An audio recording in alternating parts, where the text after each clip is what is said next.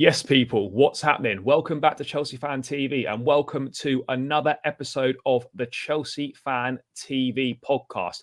Before we get into today's episode, guys, make sure you smash the likes on the video, subscribe to Chelsea Fan TV if you haven't done so already, and leave your thoughts in the comments below whether you agree or disagree with any of the topics we have discussed today. As always, I'm joined by Lewis. Thanks for coming, bro. Let's get straight into it. Obviously, after the humiliation at the weekend at the Etihad, being eliminated from the FA Cup in the third round for the first time in 25 years.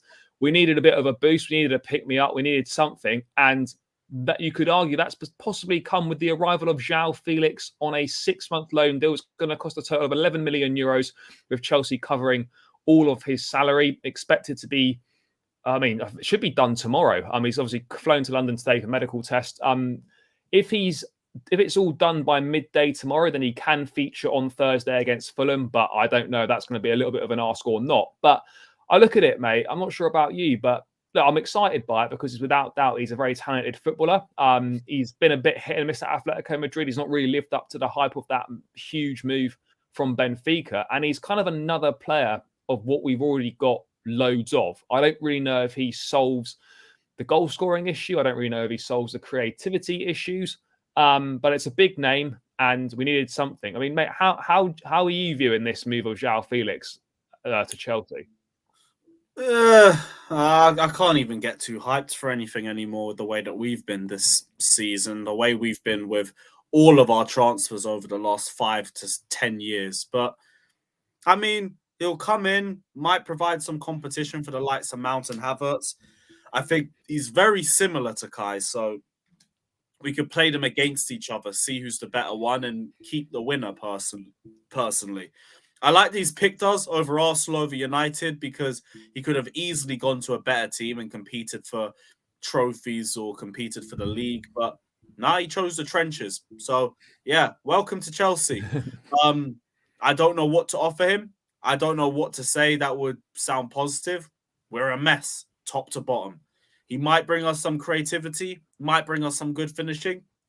Could be an absolute flop. But if he is, he just goes straight back. And it's a very low risk sort of transfer for us. So I'm not too fussed about it. I would just like to see some more midfielders and right backs come in before we really start looking at forwards anymore. Yeah, I mean, I look at Felix and I think 11 million euros for 6 months. I mean, it's not hugely expensive. And with no buy option or obligation to buy, it means that obviously if he does shit, which he possibly could do, then we can just send him straight back, and we're not left with him.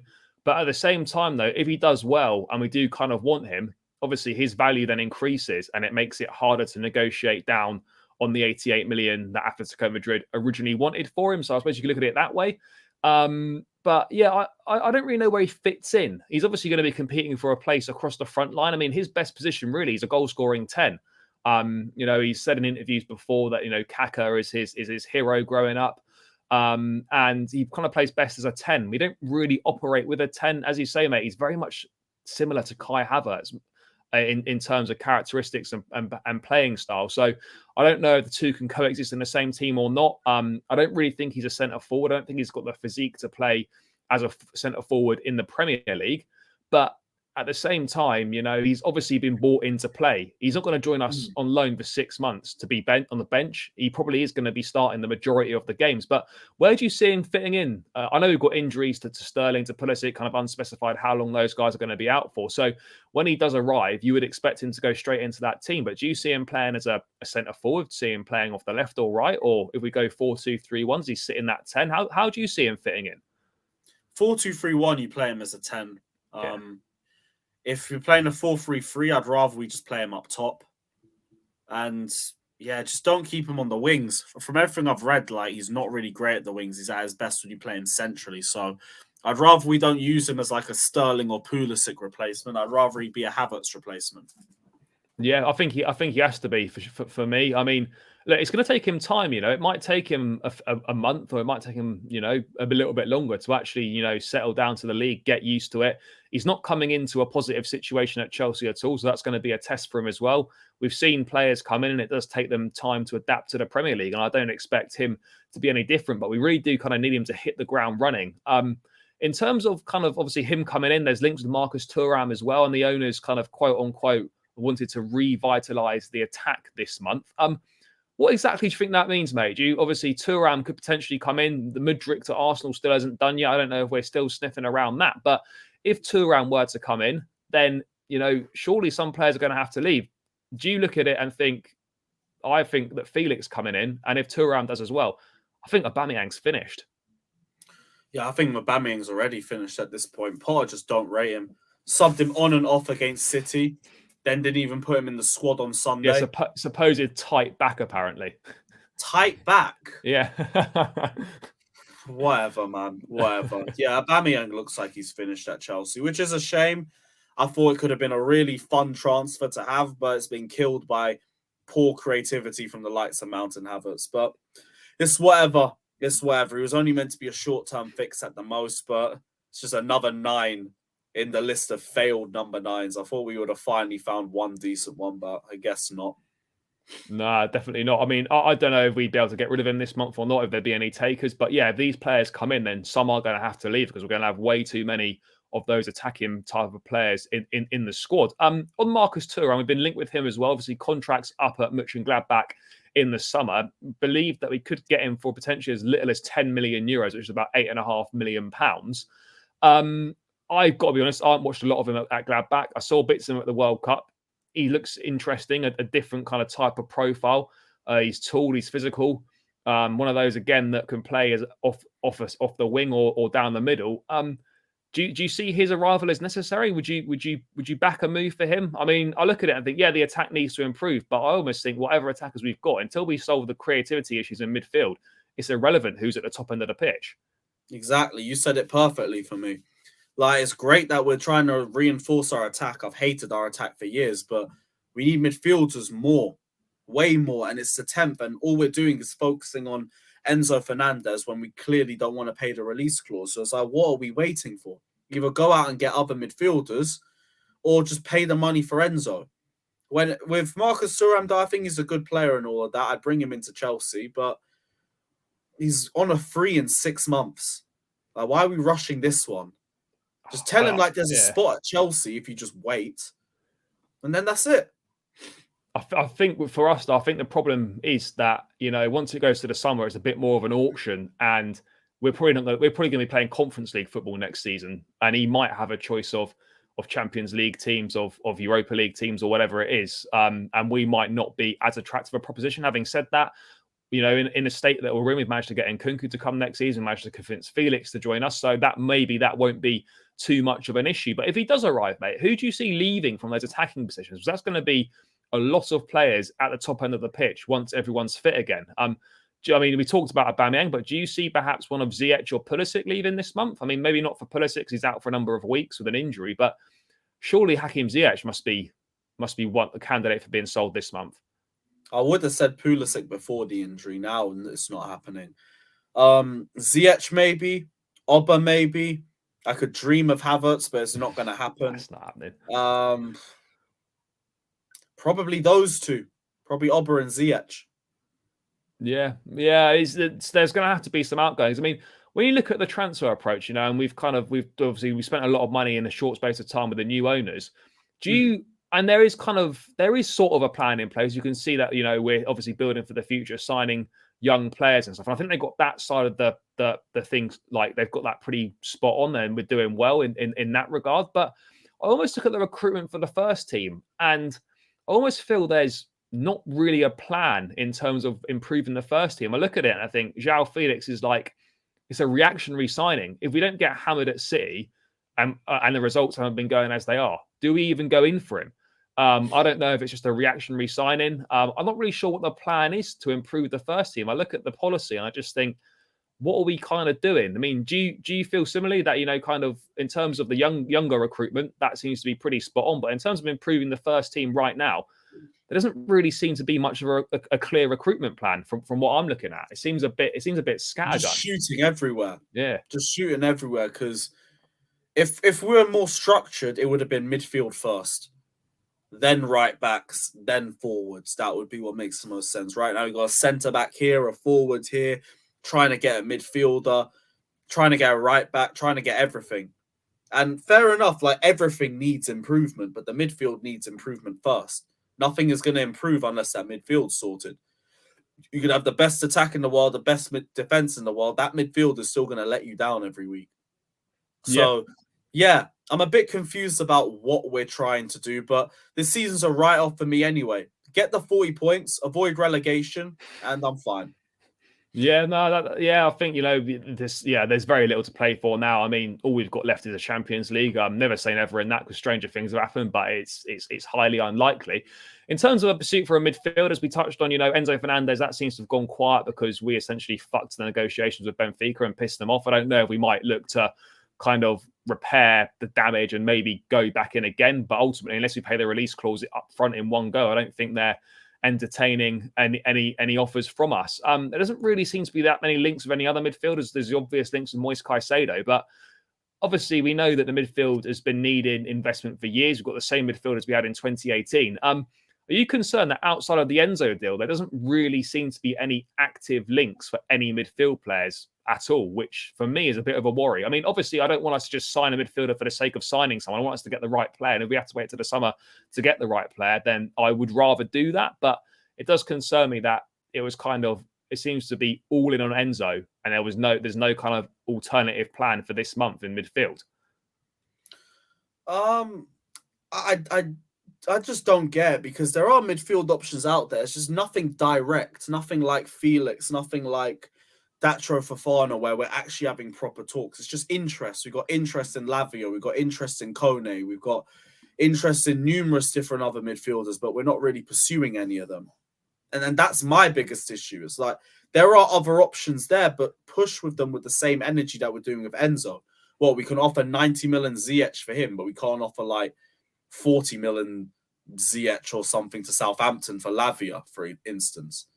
Like, you could sort out that midfield for Enzo Fernandez's fee. You could get in free midfielders. Yeah. It is possible, and we would be better off as a result.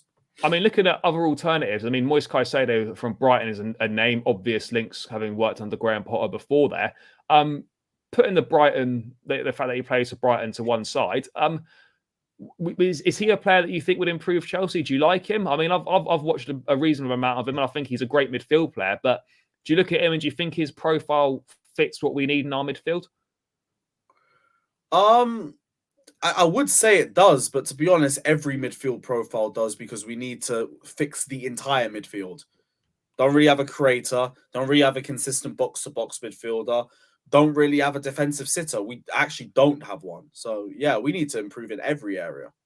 Yeah, no, it's I mean, I'm interested to see kind of what happens with the midfield as the window goes on. I mean, talk about it's 10th of January already. Like, there's like it goes pretty quick this window. There's 20 odd days left, 21 days, about 3 weeks we've got to sort things out. And we seemingly wasted a week on Fernandez negotiations. I'm not saying we weren't looking at other stuff, but it seemed a lot of the effort was concentrating on that. In terms of a right back, not really been much news. One name that has kind of reappeared is that of Pedro Porro at Sporting Lisbon. He's got a 45 million euros release clause, done pretty well in their Champions League campaign. Spurs have been interested in him as well. And Ben Jacobs reporting that potentially Chelsea could be looking to kind of jump ahead of Spurs with the interest in Porro. Obviously, Sporting insisting on the full release clause being paid. I mean, I think he'd be a great signing. I've not watched a lot of him. I've seen him in the Champions League and he's looked decent. If we're interested, mate, why are we just not putting the 45 million euros on the table and just getting this done? Probably because the Felix stuff. You heard the stuff about Pedro Porro sleeping with his missus 3 times. Has that actually happened? Apparently. So that might be one factor.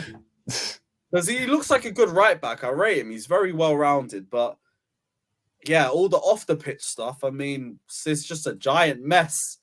Giant mess. I haven't seen any of that.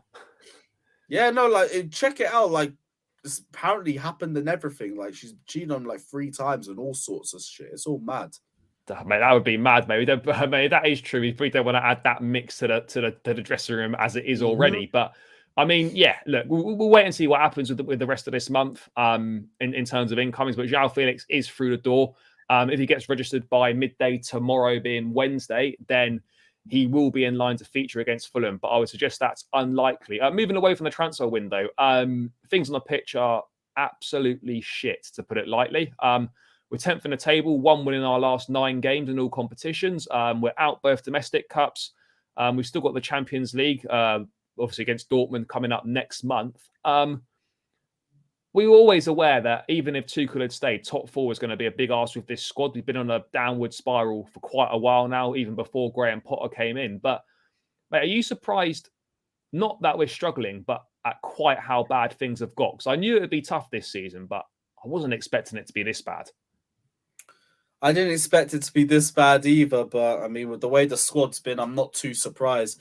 Maybe we just underestimated the quality of the Premier League in general, because we can't beat mid-table teams, lower table teams, teams at the top of the table. We just stink. Overall, we're just terrible. So I'm not too surprised by it. The only thing I'd be surprised about is if we actually get into a relegation dogfight, which, if we keep playing this way, we will be. We're 15 points off 40. I don't know where we're getting those 15 points from. So, I don't know. I mean, obviously, you were up at City on the weekend. Obviously, a disaster. We got hammered. What are your thoughts, firstly, on the chance for Roman Abramovich, and then obviously the Tuchel chance as well, coming from the away end? Obviously, it's not helpful to the situation. I can understand why fans are frustrated because, we're not doing well at the moment. But those sort of things obviously really don't help the current situation. Obviously, don't help Graham Potter at all in any way. What were your thoughts on it? Just didn't really get it, to be honest. Why are we going to put all this energy against Graham Potter, and then we're just going to ignore the players? Like, they booed Jorginho off. Fair enough, he was crap. When it was Mount, why? He was terrible. It's favoritism. Pick Tuchel because he's a favourite. Pick Mount because he's a favourite. Tuchel's part of the reason why we're in this mess. Tuchel was fine with our midfield. Tuchel, the defence and everything, like Rudiger and Christensen left, and he didn't make any of a push to try and keep the pair of them. He also said no to Tchouaméni as well. Said he wasn't ready. Yeah. There's the way we've been playing the whole of 2022 before he got sacked. Well, we're going to pretend we played good football just because we had a nice 90 minutes against Real Madrid before we got eliminated. And by the way, the whole team went to the beach as soon as that game was done, and they never came back. But yeah, Tuchel would have saved things. We would definitely be in the top 4 with Tuchel. It's waffle. The difference between Tuchel staying and Potter staying would be a matter of points, not positions. Actually, maybe positions, because 3 points wouldn't be top 4 though. No chance. No, we wouldn't be top 4. So what's the point? What's the point for chanting for someone who wouldn't be getting us in any better of a position? It's pointless. Tuchel is as culpable as the board is. Yeah, mate. I understand. Like, obviously, we all love Thomas Tuchel. We didn't want him to go or whatever, but ultimately, he's gone now. Exactly. He's like, done. Do you support the club or do you support Thomas Tuchel? If you support Tuchel, go and support him wherever he goes next. Like, it's not helpful. He's been and gone, and I don't know what people are hoping to achieve by constantly bringing up Thomas Tuchel after every time we lose or after every game, constantly bringing him up. They're just hurt over his departure. That's the thing. It's like, all you're doing is showing you ain't followed this club that long. You've seen Jose sacked twice. Mate, that first Jose sacking, miles worse than Tuchel leaving. Honestly, terrible. That was way worse. He was the best manager in the world, bar none. Maybe Sir Alex at that point. And it was a completely unfair dismissal under worse circumstances. Yeah. And then you got Ancelotti sacked in the tunnel a year after giving us our first double. Jose sacked again. Di Matteo sacked months after winning us our first Champions League. Conte brought in pre-season and sacked 6 days after. And we want to talk about heartbreak? Come on, man, get over it. Tuchel came, Tuchel left. It was fun, but he's gone. And people seem to conveniently forget that, that we, as if we weren't playing shit football under Tuchel for virtually this whole calendar year. They seem to have eliminated 3-0 at Leeds out of their minds, eliminated the 2-1 shit at Southampton.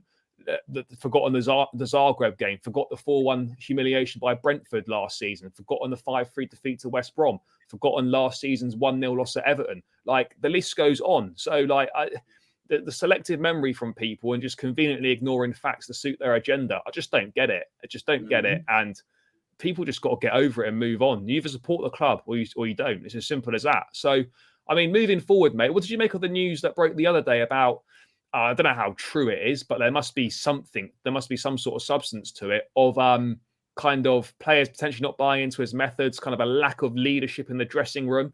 What are your thoughts on all that? Because it seems that a potential kind of player power issue could be rearing its head again. I mean, we've seen it many times before at Chelsea, but these players can't keep kind of getting away with this sort of shit. Hey, I don't have faith in a lot of those players, so I don't care. Like, it's a different regime. Player power is not going to be winning this time under Todd Bowley. He's put his full faith in Graham Potter. So whoever doesn't believe in his methods, leave. I don't believe in you. I didn't believe in you under Tuchel. I said you weren't making top 4 at the start of the season when Tuchel was in charge. So you're my problem. If you don't want to be here, leave. I don't care who it is. The only player that I want 100% staying under any costs is already on a 7-year contract. I don't care past that. Yeah, I mean, how do you see this going? Because obviously we got Fulham Thursday night. The form's terrible, as we've said. Where do you see the next points coming from? Because as we've said, you know, we fully support the manager, and you know, there's obvious reasons as to why this is not working. But ultimately, we have got to start putting some points on the board, regardless of the situation going on. Where do you see those next points coming from? Because for me, I cannot see where we're getting any points from for the rest of this month. Maybe Palace at home. We got Fulham away, Palace home, Liverpool away to finish the month. I don't know where the points are coming from, and I don't see how we're suddenly raising our level of performance to get the necessary points required. Maybe Liverpool, because they're in crap form too, but we'll probably still lose that one. The only game that I'm 100% sure we're winning is Southampton and Spurs in February, because we only ever turn up for Tottenham, and Southampton are rock bottom in the league. If we can't get a win against them, just forfeit the rest of the season, just for our own pride's sake. So other than that, I don't know. We'll lose to Fulham. The 100% we're losing that one. Palace will probably draw or lose that. Liverpool will probably draw or lose that.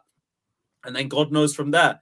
Just bring Spurs away, because this club only knows how to turn up for Tottenham, and that's it. So we'll probably win that one. I mean, in terms of the team for Fulham on Thursday, senior players have been dreadful this season, not turning up, not performing. I don't want to see Kai Havertz play. I don't want to see Mason Mount playing. Don't want to see Azpilicueta playing. I don't want to see, many of those players playing.